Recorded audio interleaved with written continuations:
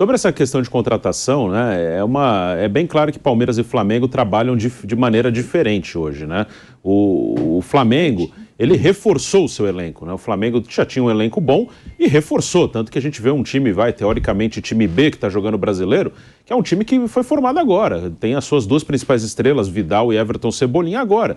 Não mudou a base titular, ninguém saiu de importante e chegaram mais jogadores. Ainda tem os que ainda não estrearam, o Pulgar, o Varela, tentaram o Oscar, enfim, o Flamengo ele reforçou o que já tinha. O Palmeiras, até peguei um levantamento aqui no Twitter do jornalista André Galvão, que é nosso colega, ele mostra bem claramente aqui como funciona o Palmeiras hoje em contratações. O Palmeiras ele contratou desde o início de 2022, né, para essa temporada, 8 jogadores e saíram 9.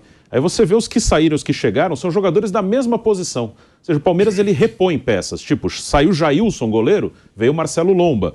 Aí de ataque, saiu aqui Veron, William Bigode, Luiz Adriano e Daverson. Esses 4 saíram. Aí chegaram Navarro, Lopes, Merentiel e Bruno Tabata.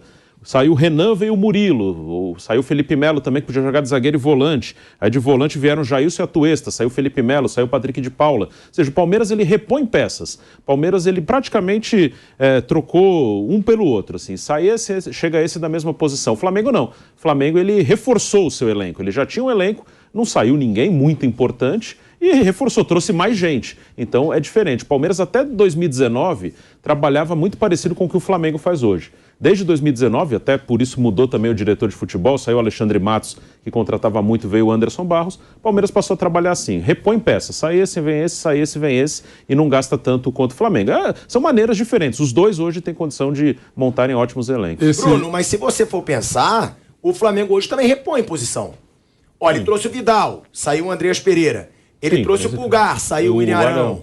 Ele trouxe o Everton Cebolinha. Era pra ter, não um substituto pro Bruno Henrique, mas mais um jogador ali na posição, já que saiu o Michael. O Cebolinha veio, já tinha... No início do ano, o Michael até veio o Marinho, veio... Sim, o Flamengo hoje ele tem esse lado também de repor posições. Vai ver até se inspirando, quem sabe, no Palmeiras, que hoje faz esse trabalho.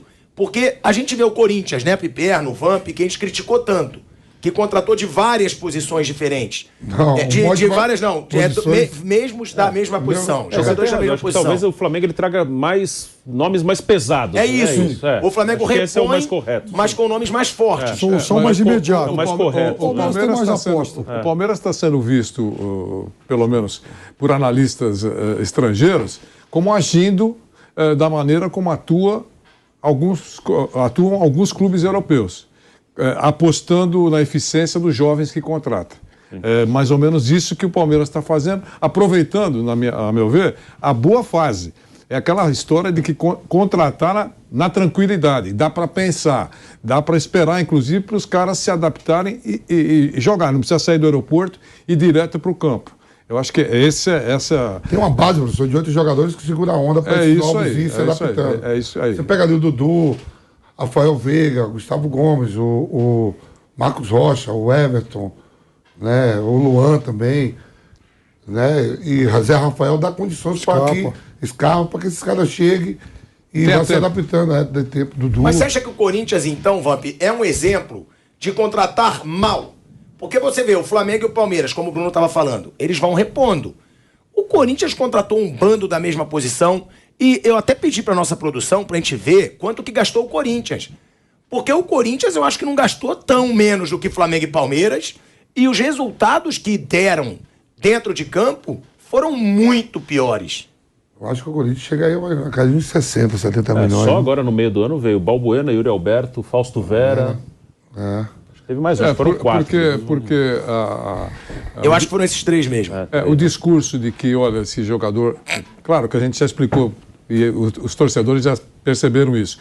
De todos os clubes, e alguns falam isso. Olha, contratamos de graça. Não é assim que funciona, você tem que olhar o pacote todo, né? Porque mesmo você não precisando pagar os direitos de transferência, essa coisa toda, você paga...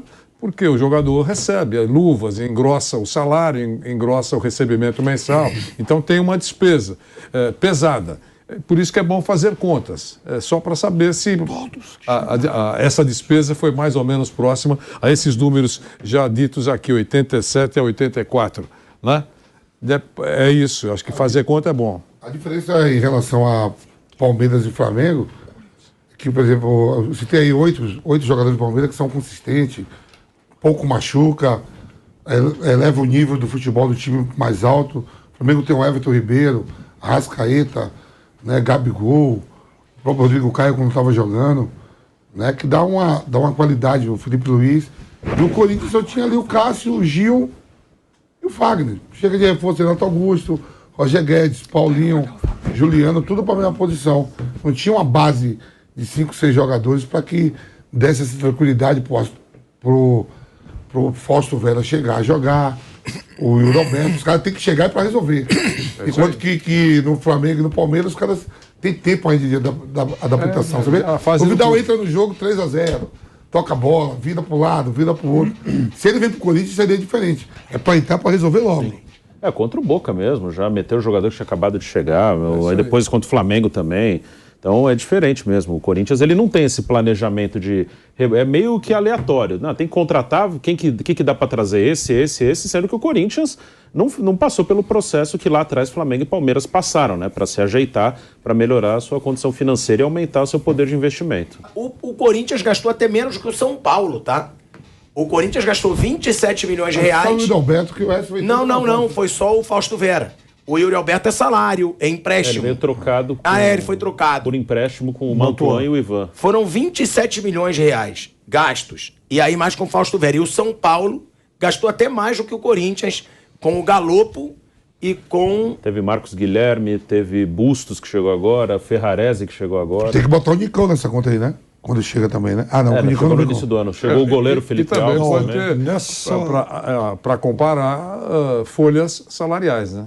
A gente falou do Corinthians e do São Paulo, né? O Corinthians, ele trouxe, o Piperno estava me mostrando aqui, Yuri Alberto, Balbuena e realmente o Fausto Vera, que foi o que ele gastou mesmo em negociação, 27 milhões de reais. Só que também tem os baita salários, né, desses jogadores. O Yuri Alberto, por exemplo, deve ser salário de mais de R$1 milhão. O cara veio da Rússia, ganhando uma fortuna, deve ser um salário altíssimo. E tem o São Paulo também, né, Bruno, que fez uma janela agressiva nesse meio do ano. Contratou o Galopo e o Não Bustos e o venezuelano Ferrarese. Além dos brasileiros Felipe Alves, o goleiro, e o Marcos Guilherme. Então o São Paulo tem aí 5 reforços nessa janela, claro, de um patamar maior. Eu acho que só o Galopo, não sei se vocês concordam, eu acho que o Galopo é um cara que veio como um grande nome. Gastaram bastante, né? Ainda assim, é uma aposta, mas gastaram bastante. Gastaram bastante. Sempre tem aquele questionamento, poderia gastar bastante? E outra, contratou certo o São Paulo? Acho que nenhum deles muda muito o nível do elenco, assim. O Galopo é uma dúvida ainda, né? É um jovem argentino, jogava no Banfield, num time pequeno. Pode dar certo, mas foi uma contratação... Hoje, claro, eles têm mais informações, têm um departamento de análise, com certeza conhecem melhor o jogador do que eu. Mas hoje eu acho que gastaram mais do que o jogador vale hoje. Aí vamos ver, talvez se der certo, ok, tudo bem. Acertaram, se der certo, daqui a pouco vender o cara pelo dobro, o cara arrebentar, ok. Do que ele fez até agora, e é muito pouco, ele tem que ter um tempo aí para adaptar. Até agora, acho que são valores para uma aposta, e ele é uma aposta bem alta. Os dois, o Bustos e o Ferrarese, eles vêm por empréstimo, eles são do Grupo City, né, tem uma boa relação ali do clube com o Grupo City, eles vieram emprestados. O Felipe Alves foi uma necessidade, mas também acho que ele não resolve problema, ele é mais um, né? Porque o Jandrei machucou, o Thiago Couto não estava bem.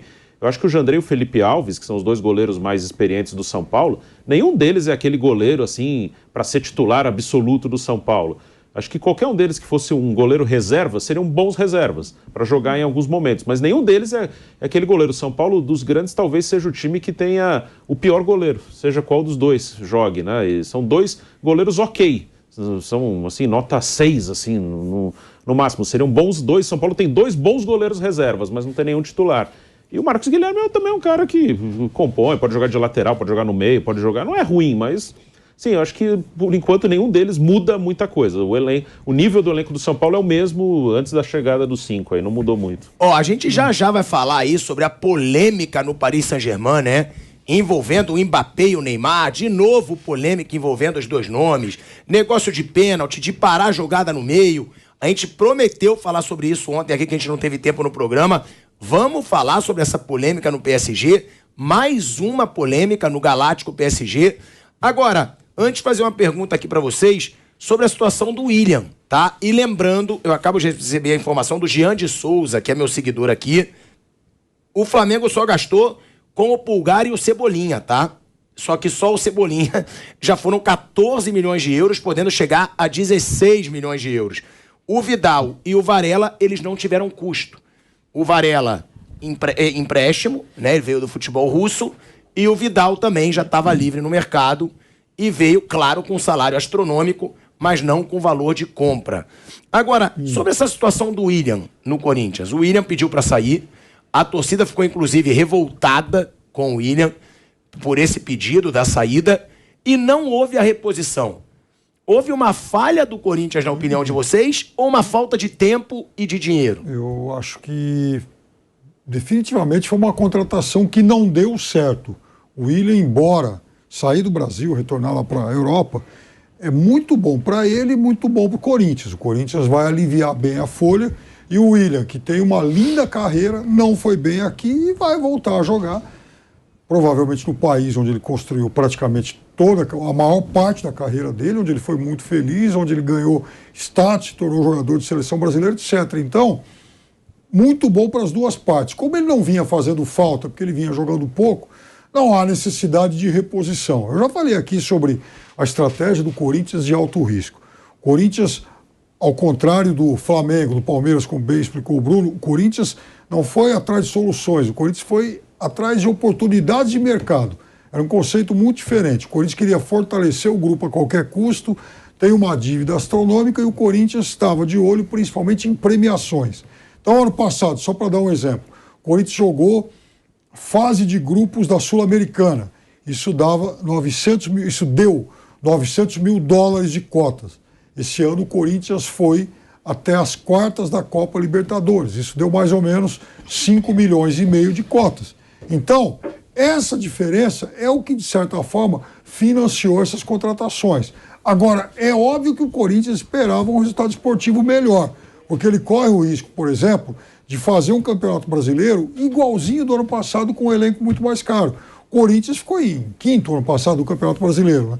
Esse ano, a gente até falava aqui fora do ar, é mais ou menos o tamanho do elenco do Corinthians. É para isso aí, para chegar em quarto, quinto, sexto, sétimo, é por ali. E aí, quer dizer, gastou, para chegar no mesmo lugar no Campeonato Brasileiro, ou seja, ganhar a mesma premiação. Isso é um problema. Isso é um problema porque o Corinthians precisa, com as premiações, amortizar a sua enorme dívida. E em relação ao São Paulo, só para rapidamente tocar nesse assunto, esse tipo de aposta que o São Paulo fez com o Galopo, eu entenderia no Palmeiras, no Flamengo, no Atlético Paranaense, que está bem resolvido, faz muito isso, mas não no endividado de São Paulo. Mas aí o Piperno está numa linha correta, claro, mas aí entra o caixa, né? E também não podemos esquecer que ainda essa contratação tem aquela notícia de investidores ou então um investidor misterioso ou generoso que ajudou o São Paulo. Talvez esse investidor, olha, eu ajudo, mas tem que contratar esse cara. Por exemplo, eu não sei se foi bem assim, porque não ficou muito claro o assunto até agora. É curioso, o investidor que não gosta de aparecer, né? Normalmente o cara quer mostrar, não, eu estou ajudando. No caso do São Paulo, o investidor não gosta de aparecer. Não, mas aí é um investidor, se for, é para ganhar juros, né? Tem muito investidor que te empresta dinheiro, bota dinheiro e ganha uma fortuna depois. No caso do personagem aprovar, né? Porque ele está contando, ele só vai ter lucro se o personagem aprovar. Sim. E for vendido no futuro, ou no futuro próximo também. Não imagino que o investidor... ele já tem acho que 23 anos. Como é que é? O Galopo acho que já tem 23 anos. Mas ele pode aí explodir e provocar interesse. De qualquer maneira, o São Paulo administra o caixa, que é um caixa frágil. O cofre não é um sucesso. Então não pode exigir muita coisa.